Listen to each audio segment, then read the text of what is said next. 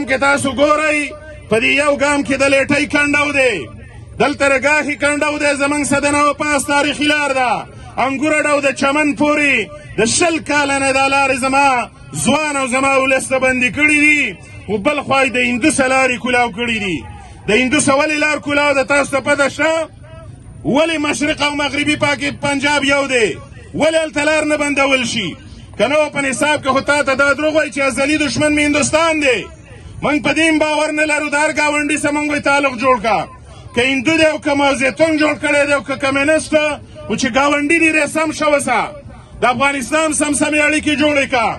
وګورئ بل خوا د واګا لار ځکه نه تړل کېږي چې هلته پنجابی روزګار کوي پنجابی هلته لار او بر یو پنجابی دی دلته ستا لارې ځکه بندي کړی او ځکه یې نه کولاوئ چې دلته پښتون سرمایه کار دی دلته به پښتون بچی روزي ګټي دلته به پښتون بچی تجارت کوي بیا به ته نه ځې د پنجاب دغه شګو او دشتو له په دې خپل وطن کې به بیا ژوند کوو ملګرو دا پښتانه ډېر باصلاحیته دي جنتي وطن خدای راکړی د وسایلو نه ډک نه دی دا وطن غریب دا وطن رانه چا غریب کړی دی خو سوال به کور چاته به د لمن غوړو په هر چا باندې دا غږ کوو چې امن زموږ حق دی په دې خاوره نور جنګونه د جنګونو فلسفې موږ مسترد کوو په دې وطن کې رور وجنه روانه ده وجنه وایي زما شایب سا صابر وایي زما د جنګ او جهاد دغه حاصل زما د جنګ او جهاد دغه حاصل چې خپله توره مې په خپلو وینو ککړه راوړه خپله وینه خپله توره خپله وینه کې که موږ ککړه کړو موږ او موږ دې ته خوشحالیږو موږ له به د ځان اسلام پکاري دا واورئ پښتنو له به د ځان اسلام پکاري په موږ پسې څوک د هندوستان نه دلته نه راځي دا پردی ټوپکې به د دې اوږې نه ښکته کول غواړي او هر چا ته موږ دا غږ کوو چې وروره جنګ نه منو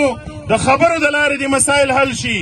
افغانستان او پاکستان هم د خبرې وکړي په خپل منځ کې خو ماله به امن راکوي د امن ذمهوار مې شته دی او ګورې په دې باندې هم نه کېږي ملګرو ځینې دا تاثر خلک خورئ وایي پلانه اداره دې وځي د دې خاورې نه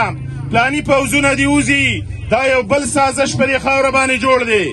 که دغه لښکرې د دې خاورې نه ورانې روانې شي نو دلته متبادل نشته دلته بل د امن راوستلو فورس نشته په دې خاوره قام خو ټوپک په ځمکه باندې ایښی د قام لښکر خو رانه خلکو خور کړی دی پولیس فورس نیست او نابود پروت دی نو بیا به بل یو جنګ په دې خاوره جوړیږي غوښتنه دا کوو سیویل ادارو ته اختیارات ورکړی شي سیویل ادارې دې په خپلو خپو باندې ودرولی شي او بیا دې د دې وطن نه کډه په سر کي زما قام هم په دې خاوره امن راوستی شي زما پولیس هم راوستلی شي او که نه وه تېښته کوي د دې وطن نه نو بیا دې دا ټول ډول د بلیوالې او په ملکڼ او کپه دې ستون شي بیا به دا وطن موږ ساتي بیا به دا قام وطن ساتي د چل ول خبرې به راسه بیا نه کوي د دې قام په لښکر کې بیا زور شته دی انشاءالله د زرګونو کلونو نه دا د سلارزو خاوره ستاسو نیکونو ساتلې ده مه یېرېږئ په دې خاوره کې مه غلي کېږئ په دې خاوره کې دا وطن د هیڅ یو زورور نه دی دا وطن ستا د دې قام دی د دې قام ته مړې ټول عمر په دې خاوره د سکندر نه تر چنګیز او د پیرنګ نه تر د وستور پنجابه پورې د ټولو مقابله په دې خاوره دې قام کړې ده لږ به بیدارېدل غواړي لږ به یو کېدل غواړي ځوانانو ته خواست دا کوو چې تعلیمونه حاصل کوي و هغه تعلیم چې شعور درکړي شعوره بې تعلیمه قامونه انقلابونه نشي راوستی بې تعلیمه قامونه او بې شعوره قامونه وطن نشي بچ کولی هنرونه زده کوي دا ځوانان پښتانه وایي هنر زده کوو د کندو په سر یې کېده جدید ټکنالوژۍ نه راغلي ټکنیکل ایجوکیشن د سکلز معیارات راغلي دي دا خپل کوي د هنرمند سړي په سعودي عرب کې هم قدر دی په دوبۍ او لندن کې هم قدر دی په خپل کور کې هم قدر دی دا روایتي تعلیمونه مه کوئ چې بیا په کور کې بېروزګاره وئ دا موبایل راغلی لاسه دنیا در سره دنیا د سوشل میډیا مثبت استعمال کوي دا سوشل میډیا راکټ هم دی توپ هم دی ټوپک هم دی موږ نه لرو په دې قام باندې ټوپکې ځوانانو د شعور لښکر جوړ شي د شعوره جرګې به کوو په دې وطن کې یووالی به راولو په دې وطن کې انشاءالله په دې ټول وطن کې به امن هم راځي خوشحالۍ به هم راځي او دا وطن به تاسو ځوانان آبادوئ خو که لږ هم ځان د دې قام او وطن دپاره بیدار کړلو باچا خان بابا وایي باچا خان بابا وایي یو کېږو که نه ورکېږو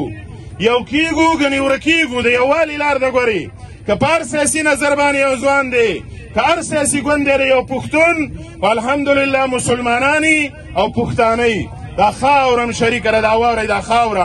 خاوره مور د مور دا مور سرتوره ده په دې وخت کې دا مور بې امنه ده په دې خاوره کې دا مور